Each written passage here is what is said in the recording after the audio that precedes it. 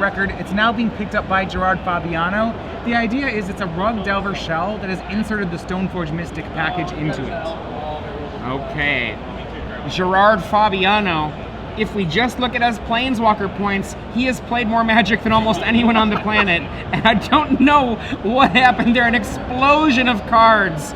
Is there a Cabal Therapy? Is there expecting a Thoughtseize, just throws his entire hand at Harry Corvese, knows what's coming here, and it is the Thoughtseize. That's right. Harry down to 17 life.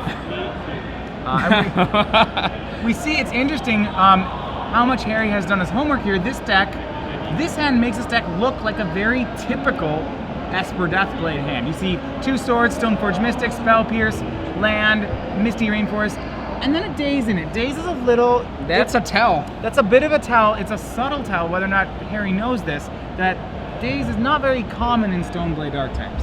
Yeah, now, we know, because we have access to his deck list, that Gerard is not a simple Stoneblade or Deathblade list like many people would expect, but instead has a Delver as well as Geist and Grim Lavamancer, taking him off of those normal choices that we'd expect. Yeah, now so in this situation, Shardless Bug is a very grindy deck. It's really just trying to out-resource his opponent. I imagine he'll be taking a Stoneforge Mystic here, and he does, as that's the one card which, really, first of all, it's the only threat in Gerard's hand. It's probably the best source of card advantage that he has. Another thing, the Pierce and the Daze, not so great when you're talking about the possibility of a Shardless agent coming into town. Yeah, well, especially since Harry knows about them. He also knows that Gerard does not have a clock. Harry can really effectively play around cards like Daze from this position. Normally Daze is great because you have a quick threat down, and when your opponent tries to respond, you Daze their play. If they know you have a Daze, they can just play things a turn later a lot of the time. See, a Brainstorm. Are we going to see Gerard Spell Pierce this? I bet we're going to see him Daze it. I think he wants to get value off that Daze while he still can. I would imagine that Daze is going to become a dead card quicker than Spell Pierce. I could see it both ways, largely because picking up that land can be just so painful. Right. Yeah, the land, definitely the land, there's the consideration of whether or not he wants to pick up his first land. Gerard does have both his colors. He has this and he has a Tundra. He's going to go ahead and make the Spell Pierce play. Now, the thing about this is Harry Corvese does not have a bad memory.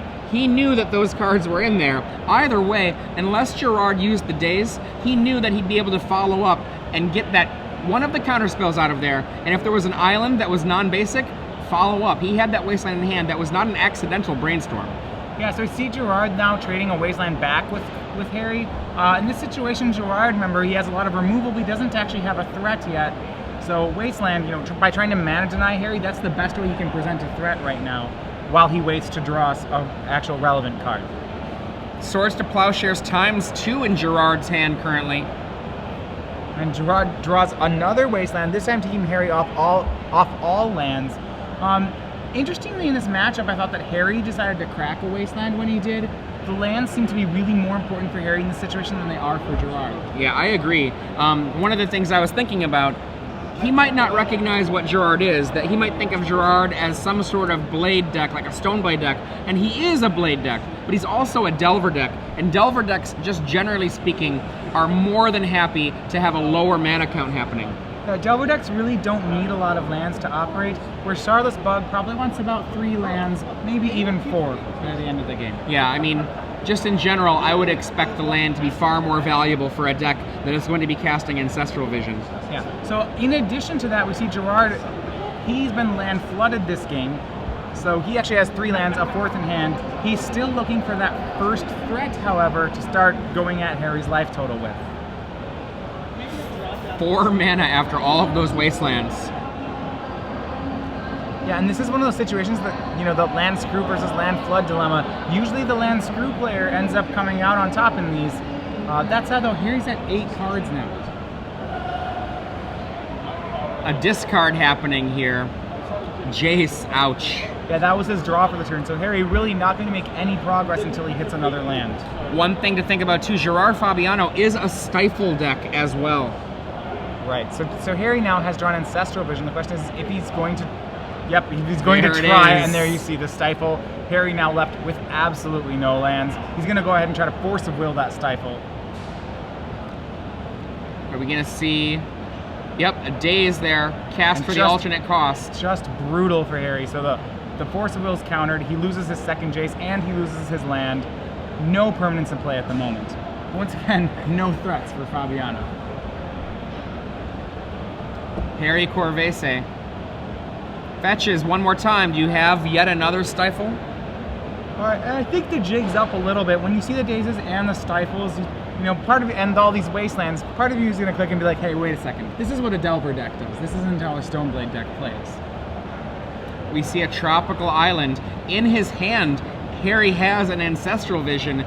Given how there is no clock, vision seems like a very awesome card to suspend. Yeah, it's unlikely that Gerard's going to be able to win the game before this comes offline, even if Gerard, say, gets a Delver and flips it on his very next turn, which, There's a alright, Delver. That's the first half. Remember, swords still hanging out in Gerard's hand. Right, Sword's really good in this matchup. Remember that this matchup is about grinding more than anything else.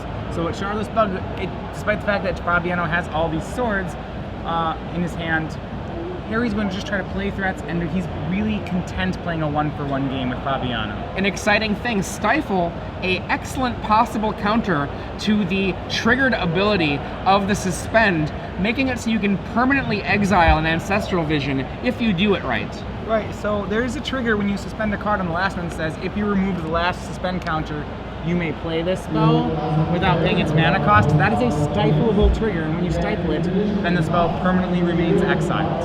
Brainstorming the main phase for Harry, we find not only another land, but a fetch land, so he can get rid of some cards he doesn't want right now, lay a fetch land, and be able to shuffle those away. Now that's assuming, of course, that his fetch is not stifled. Yeah, and if I'm in Harry, I'm pretty much under the assumption that this fetch land will be stifled. Well, I mean, there's only so many stifles, and stifling an Ancestral Vision is also a thing. Right, so Gerard will have to decide whether he wants to take away Harry's second land or take away the 4 cards that Harry will get in a couple of turns. My inclination would be to say that Gerard's going to go ahead and try to stay very aggressive here. In for 3. Now he has Corvese down to 8, that's a 3-turn clock, and actually a smaller one as Fabiano has drawn a lightning bolt. He's closing out the number of turns in this game somewhat rapidly now. Ponder from Gerard Fabiano. Gerard Fabiano, a New York area player, lived in Jersey. I believe he still lives in Jersey. And so having a little bit of a home advantage, you'd be saying. Not having to travel too far for this one. He now has 5 lands in play, and I think if you count the lands he's wastelanded or play his own wastelands, that's 8 lands now for this Delver deck. That 8 is, he only has 22 lands in the entire deck, I believe. And we see a fetch from Corvese. Even And 19 lands. So it's almost half. Stifle. Gerard pushed to the choice. Is it going to be on this land, or is it going to be on the vision later? You know what? You can have a whole ton of cards, but if you can't cast them... Right, and I think what Gerard Fabiano maybe just be trying to end the game before that Ancestral Visions ever comes out to play. He does have 3 damage off the Insectile Aberration, 3 more off the Lightning Bolt in his hand. While it's not lethal, it will drop Harry to 1, which means Harry won't even be able to crack a fetch land if he draws it. Gerard, 2 more lands in play. There can't be very many more lands left in his deck. He only has 3 Volcanic Island and 4 Tundra for colored sources of actual factual mana. Right, so with one of them being wastelanded, he actually now has 1 land left in his deck. And we see a Vendilion Click at the end of the turn, the only Vendilion Click in Gerard's deck, and that card is going to show Gerard's swords to Harry, get an extra card deeper, and then he's like, gotcha, you know what, you're gonna be dead. Yeah, so we really saw that, that trading of resources that game. 2 wastelands from Gerard, 1 wasteland from Harry, traded 3 lands. Then Gerard was able to stifle 2 more lands. So Harry was kept off 5 lands at the end of that game. 2 of his own doing, but 3 of them coming from the Delver player. I think you brought up a really good point about the question of whether or not Harry actually wanted to be wastelanding there. And I imagine Harry looked at his hand and thought to himself, I've got a good mana base here. I'm going to wasteland him, and maybe Gerard is just going to be stuck. Well, what I think, and you have to remember the timing of it, is that very first wasteland came from Harry when Gerard only had one land in play. So at that point you're thinking, maybe my opponent has kept a land light hand. I have plenty more lands. This is a good play to make. You can, always mize that wasteland to hope to just kind of knock someone off their mana. Well, he had thought seized and had seen a total of 2 mana total. One of them put into play, get rid of it, and maybe Gerard only has that one left. Right. One thing I remember when I first played Shardless Bug, I talked to Jerry Thompson, one of the chief creators of Shardless Bug, about this deck. Shardless Bug actually only plays 2 wastelands, and one of the first tips I was given is he said, these wastelands are not for mana screwing your opponent, they're for killing lands you need to deal with. A lot of times we'll see things like in a Jund matchup, the Shardless Bug player has to save these wastelands for things like Grove of the Burn Whalers. In this matchup, Gerard Fabiano doesn't have any utility lands, but I think the point Jerry's making is that lands are just so important in the Shardless Bug deck that you typically do not crack your wastelands. I mean, I feel like I had a similar lesson at the SCG event in Columbus during Origins last year where I was playing, and I used a wasteland on an opponent, and at the end of that turn, I realized, at the end of their next turn, that I had made a terrible mistake. And what you were piloting also the Shardless Bug deck? I was playing something similar, but not in terms of needing mana. So there's just always that consideration with wastelands. And I thought, you know what? They've got less mana than me. I'm ahead, and it just mattered that the opponent that I had only needed 1 or 2 mana to function. I needed more. And you know what? Gerard Fabiano, he had a Delver? The Delver did all that work, and then finally, way later in the game, after flooding it out, sure, he was doing stuff, but the extra 1 mana for Harry was way more important than the extra 1 mana for Gerard. Well, one of the reasons that Wasteland is so good is because of how good it is in the Delver deck. Delver is probably the deck that uses Wastelands the best of any of the decks in Legacy because it's so brutally efficient with its threats and attacks its opponent's mana and resources so hard that if you're used to playing Delver, you're used to just playing Wastelands, hitting your opponent, knocking them back. In this situation though, remember Bug is a grinding deck. It always draws more cards. It always has uses for more of its lands. It's why it's only playing 2 Wastelands. It's playing them because it wants a way to deal with lands, but not really because it wants to get into a resource fight at all. Well, you remember when that Ancestral Vision was ticking down, if you draw 3 cards, and then as you said, 4 cards because of that draw phase on your turn, if you draw 4 cards, that extra Wasteland might be half of a spell that you can cast. And that is a huge deal, and why maybe that moment might be a thing that if we were to revisit, we might go the other direction. Right. And now we're not just saying this because hindsight is 2020 and Gerard had land, 2 of them being wastelands and a flood. It is unfortunate that after Harry uses the first wasteland, then Gerard pulls out 2 wastelands of his own. Yeah, and one thing to be aware of too, both of these players 7-0, so it's not like Harry has been some kind of slouch today. No, he's gone through 7 rounds of Legacy. A lot of Legacy tournaments would already be in a top 8 by now, but no, 528 players this round and 2 more rounds after to go. Harry, I think he's been showing himself having a good day today. And he had a good reason for wastelanding too. When he thought seized, you're right, he only saw 2 lands in Gerard's hand, no wastelands.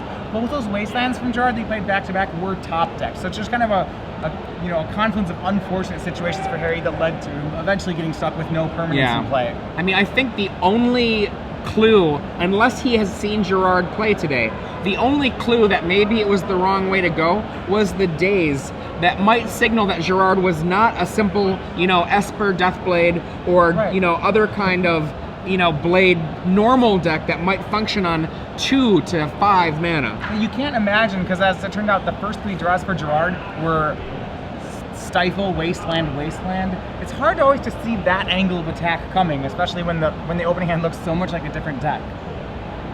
Okay. Harry on the play here. Looks like he has a somewhat land-heavy hand.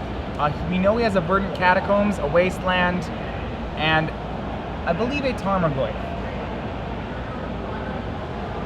Okay. Fetch while he can.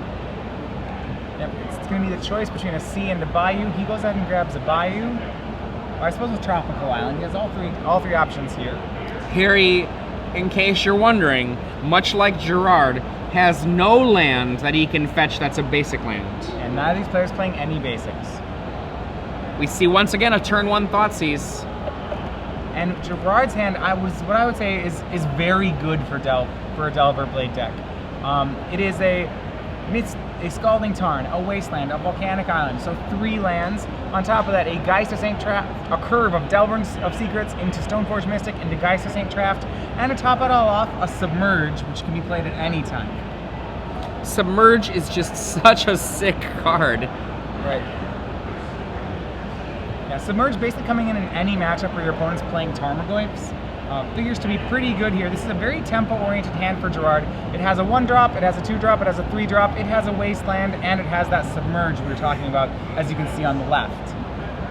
During Mercadian Masks, this whole free mechanic of if you've got a thing and I've got its enemy, the card is free. Very, very powerful. Yeah, we saw a couple of cards like that. We also saw yesterday in Legacy, we saw Jeff Howland playing Massacre, which is another card which does a similar thing. So the Wasteland from Gerard means that both players are left without lands again. So Harry's going to have to be careful that he doesn't get resourced out of the game. Though I think he's a little bit safer this time around. He knows that Gerard doesn't have a Stifle. Or he knows that it's unlikely Gerard has a Stifle. Only 22 lands in Harry's deck. This is a common thing. Normally, a lot of these decks that are our blue-based decks in any other format would have a heck of a lot more land, but Brainstorm certainly changes the equation, not to mention Baleful Strix, Deathrite Shaman, and Ancestral Vision. Yeah, so Deathrite Shaman, as you kind of were pointing out, is a mana source. He has a lot of cantrips in the deck. Even though the deck only has 22 lands, it functions like it has so much more.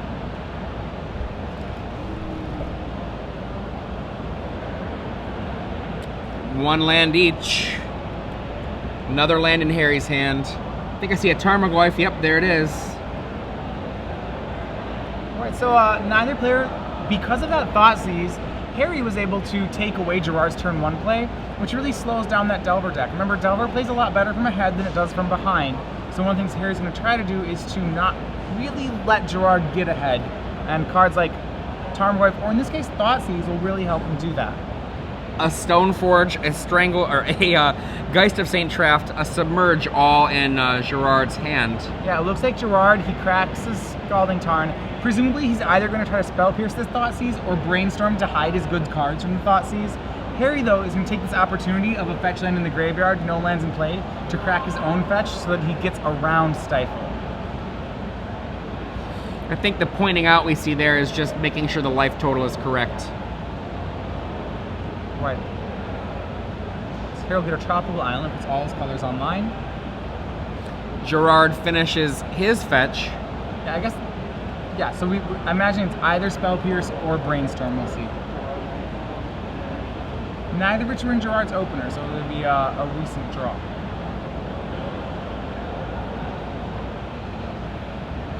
Okay, we're gonna see.